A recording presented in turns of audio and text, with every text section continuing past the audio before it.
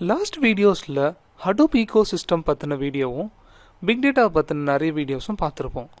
So இந்த வீடியோவில் ஒரு Hadoop என்வரான்மெண்ட்டை லேட்டஸ்ட் வெர்ஷன் 3.1.3 வெர்ஷனை நம்ம எப்படி ஒரு லினக்ஸ் ஆப்ரேட்டிங் சிஸ்டமில் இன்ஸ்டால் பண்ணலான்னு சொல்லிட்டு தான் நான் இந்த வீடியோவில் உங்களுக்கு காமிக்க போகிறேன். ஸோ லாஸ்ட்டாக ஒரு வீடியோ போஸ்ட் பண்ணியிருப்பேன், RHEL எப்படி இன்ஸ்டால் பண்ணுறதுன்னு சொல்லிட்டு. அந்த வீடியோவோட லிங்க்கை கிளிக் பண்ணி எப்படி இன்ஸ்டால் பண்ணுறதுன்னு சொல்லிட்டு பாருங்கள். ஸோ வாங்க இந்த வீடியோக்குள்ளே போகலாம். ஸோ ஆஸ் எ ப்ரீ ரெக்வசைட்டாக ஜாவா லேட்டஸ்ட் வெர்ஷன் இன்ஸ்டால் ஆகிருக்கான்னு மட்டும் பார்க்கணும்.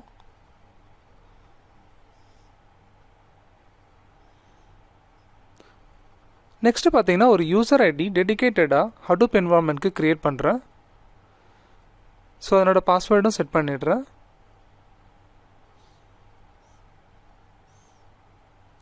ஸோ இந்த யூசரை யூஸ் பண்ணி தான் நம்ம வந்து கம்ப்ளீட் Hadoop-ஐ வந்து இன்ஸ்டால் பண்ண போகிறோம். ஸோ க்ரியேட் பண்ணிவிட்டேன். நெக்ஸ்ட்டு பார்த்தீங்கன்னா இந்த க்ரியேட் பண்ண யூசருக்கு ஒரு ரூட் ப்ரிவிலேஜஸ் கொடுக்கணுன்னா vi sudo கமெண்ட் யூஸ் பண்ணி இந்த ஃபைலை எடிட் பண்ணி அந்த யூசரை ஆட் பண்ணணும்.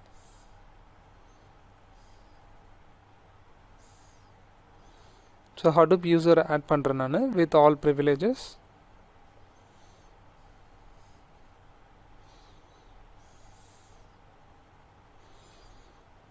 ஸோ எஸ்கேப் கொடுத்துட்டு கோலன் டபிள்யூக்கு கொடுத்தீங்கன்னா சேவ் ஆகிடும். ஜஸ்ட் மேக் ஷூர் அது அப்டேட் ஆகிருக்கான்னு மட்டும் பார்க்குறேன்.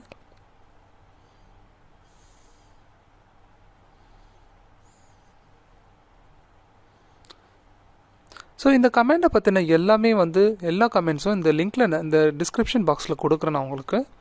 ஸோ இப்போ ஸ்விட்ச் யூசர் கமெண்ட் யூஸ் பண்ணி Hadoop யூஸருக்கு நான் லாகின் பண்ணியிருக்கேன். ஸோ SSH ஆத்தரைஸ்டு கீ வந்து இந்த கமெண்ட் யூஸ் பண்ணி நான் ஜென்ரேட் பண்ணிட்டேன். நெக்ஸ்ட்டு பார்த்தீங்கன்னா ஆல்ரெடி நான் ஸ்டார்ட் பண்ணிட்டேன். இந்த wget கமெண்ட் யூஸ் பண்ணி லேட்டஸ்ட் வெர்ஷனோட ஃபைலை வந்து நான் டவுன்லோட் பண்ணிகிட்ருக்கேன் இப்போது. ஸோ ஒன்ஸ் அது டவுன்லோட் ஆகிடுச்சுன்னா உங்கள் லோக்கல் ஃபைல் சிஸ்டமில் அது சேவ் ஆகிருக்கும். ஸோ அதை tar கமெண்ட் யூஸ் பண்ணி அன்சிப் பண்ணிகிட்ருக்கேன்.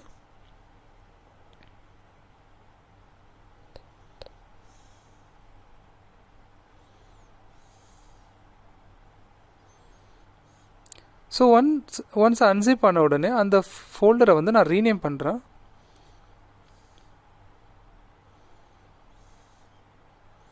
ஓகே, ஸோ இப்போ ரீநேம் பண்ணியாச்சு. பார்த்தீங்கன்னா Hadoopனு ஒரு ஃபோல்டர் இருக்கும். ஸோ இந்த கமெண்ட் எதுக்குன்னு பார்த்தீங்கன்னா அந்த ஜாவா செக் பண்ணுறதுக்காக நம்ம கொடுக்குறது.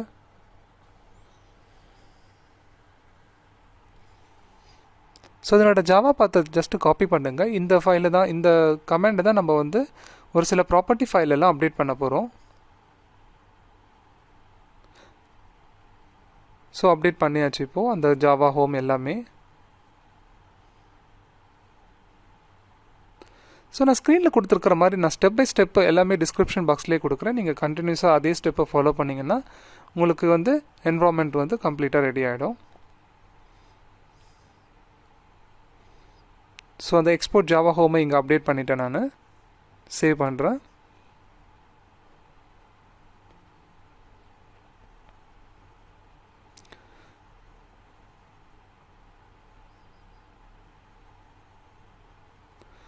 ஸோ நம்ம Hadoop என்வரான்மெண்ட்டை செட் பண்ணுறதுக்கு ஒரு XML ஃபைல்ஸ்லாம் போயிட்டு நம்ம எல்லாமே வந்து கான்ஃபிகரேஷன், டிஃபால்ட் கான்ஃபிகரேஷன் எல்லாமே அப்டேட் பண்ணுறோம்.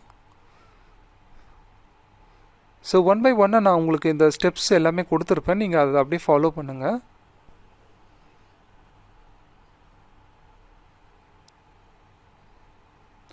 ஸோ இந்த டைரக்டரி எதுக்கு க்ரியேட் பண்ணுறேன்னா ஒரு ஒன் ஆஃப் த கான்ஃபிகரேஷன் ஃபைலில் இந்த டைரக்டரி எல்லாமே நான் கொடுத்துருப்பேன். ஸோ அதை தான் வந்து இங்கே ஜஸ்ட்டு க்ரியேட் பண்ணிகிட்ருக்கேன்.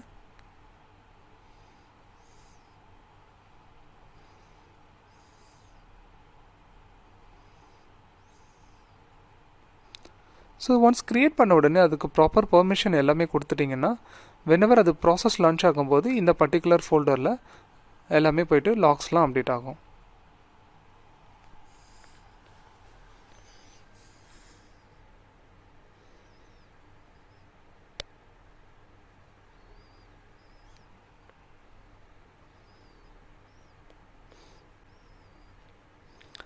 ஸோ இந்த கமாண்ட் யூஸ் பண்ணி ஃபுல் பெர்மிஷன் கொடுத்துடலாம்.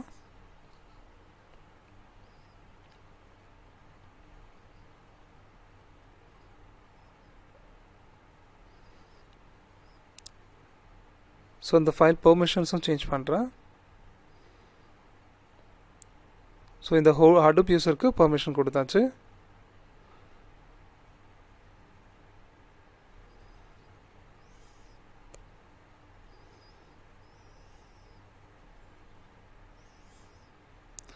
ஸோ இந்த டைரக்டரியில் போயிட்டு அகைன் ஒரு சில கான்ஃபிகரேஷன் ஃபைலாக நம்ம சேஞ்ச் பண்ணணும்.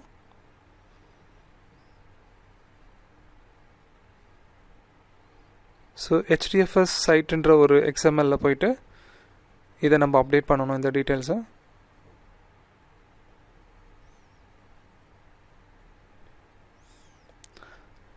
ஆக்சுவலாக அதில் கண்டென்ட் வந்து கான்ஃபிகரேஷனை ரிமூவ் பண்ணியிருப்பேன். பட் அதை நீங்கள் மேக் ஷூர் அந்த கான்ஃபிகரேஷனோட நீங்கள் அப்டேட் பண்ணுங்கள். நான் லேட்டராக அந்த கான்ஃபிகரேஷன் மட்டும் ஆட் பண்ணியிருந்தேன். So same way map reduce XMLலையும் வந்து நம்ம அப்டேட் பண்ணணும்.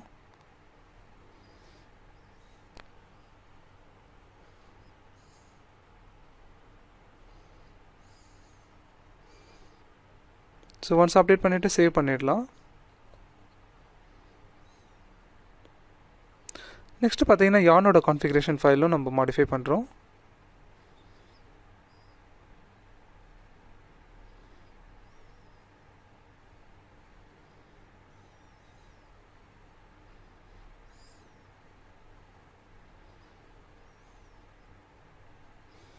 ஸோ சேவ் பண்ணிடலாம் அந்த சேஞ்சஸை.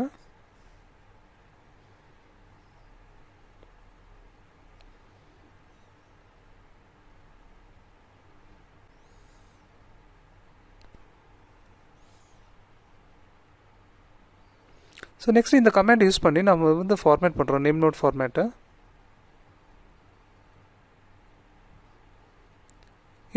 இந்த கமாண்ட் யூஸ் பண்ணி நேம் நோட் ஃபார்மேட் பண்ண போகிறோம்.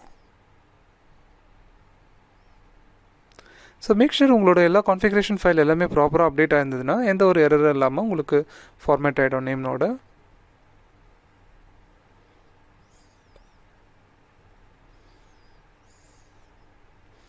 நெக்ஸ்ட் என்ன பண்ண போகிறோம்னா ஸ்டார்ட் டிஎஃப்எஸ்ன்னு சொல்லிட்டு ஒரு கமாண்டு, அதை யூஸ் பண்ணி தான் நம்ம Hadoop என்வரான்மெண்ட்டை ஸ்டார்ட் பண்ண போகிறோம்.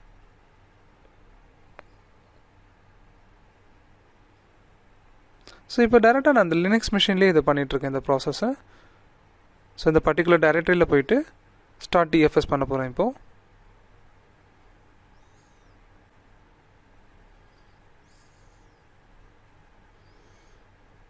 ஸோ இதில் டேட்டா நோட், நேம் நோட் எல்லாமே இதில் தான் ஸ்டார்ட் ஆகும். Starting name note.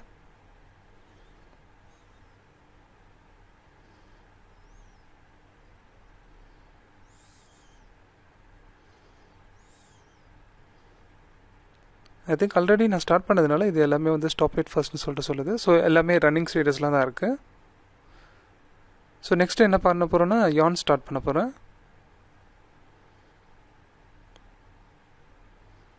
So I think இது கூட ரன்னிங்கில் தான் இருக்குது. ஸோ ஒரு வேளை ஸ்டாப்பில் இருந்துச்சுன்னா உங்களுக்கு அகைன் ஸ்டார்ட் ஆகும். ஓகே, ஸோ இப்போ யானும் நம்ம இது ஸ்டார்ட் பண்ணியாச்சு. நெக்ஸ்ட்டு பார்த்தீங்கன்னா அந்த RHELோட போயிட்டு அந்த லினக்ஸ் ஆப்ரேட்டிங் சிஸ்டமில் இந்த URL ஆக்சஸ் பண்ணும்போது நம்மளோட Hadoop என்வரான்மெண்ட்டை நம்ம URL மூலமாக பார்க்கலாம். ஸோ உங்களோட டேட்டா நோட் எல்லாமே இங்கே இந்த இன்ஃபர்மேஷன் எல்லாமே இந்த URLல நீங்கள் செக் பண்ணிக்கலாம்.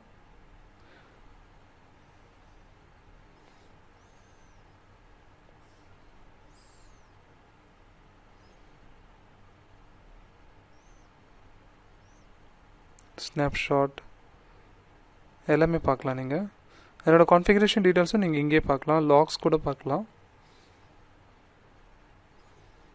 ஸோ ஒன்ஸ் ஏதாவது HDFSல ஃபைல் மூவ் பண்ணிங்கன்னா நீங்கள் இந்த ஃபைல் சிஸ்டமில் பார்க்கலாம். நெக்ஸ்ட் என்ன பார்க்க போகிறோன்னா கிளஸ்டர். ஸோ இந்த கிளஸ்டர் URL நம்மளுக்கு அந்த நோட் கான்ஃபிகரேஷன் எல்லாமே இங்கே பார்க்கலாம். ஒன்ஸ் நீங்கள் அப்ளிகேஷன் ஏதாவது லான்ச் பண்ணும்போது அதனோட அப்ளிகேஷன்ஸ் எல்லாமே நீங்கள் இங்கே பார்க்கலாம். அந்த அப்ளிகேஷன் ஸ்டேட்டஸ் எல்லாமே. So note manager. ஸோ கரண்ட்டாக எதுவுமே ரன் ஆகாதனால எல்லாமே பிளாங்காக இருக்குது. ஸோ லாக்ஸ் ஃபைலாம் நம்ம இங்கேயே பார்க்கலாம்.